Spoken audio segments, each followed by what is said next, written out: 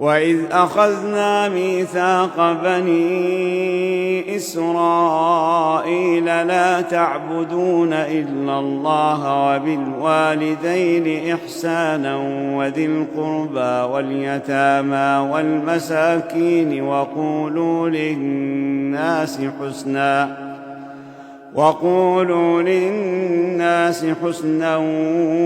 وأقيموا الصلاة وآتوا الزكاة ثم توليتم إلا قليلا منكم وأنتم معرضون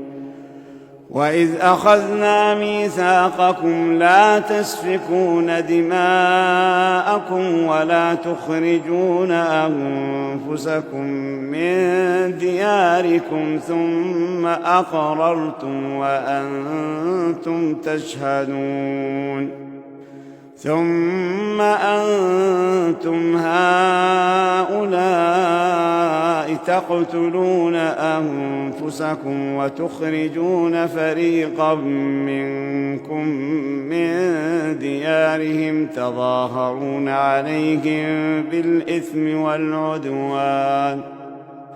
تظاهرون عليهم بالإثم والعدوان وإن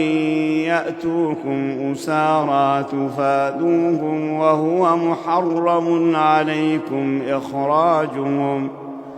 أفتؤمنون ببعض الكتاب وتكفرون ببعض فما جزاء من يفعل ذلك منكم إلا خزي في الحياة الدنيا ويوم القيامة يردون إلى أشد العذاب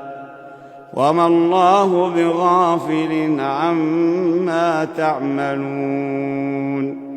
أولئك الذين اشتروا الحياة الدنيا بالآخرة فلا يخفف عنهم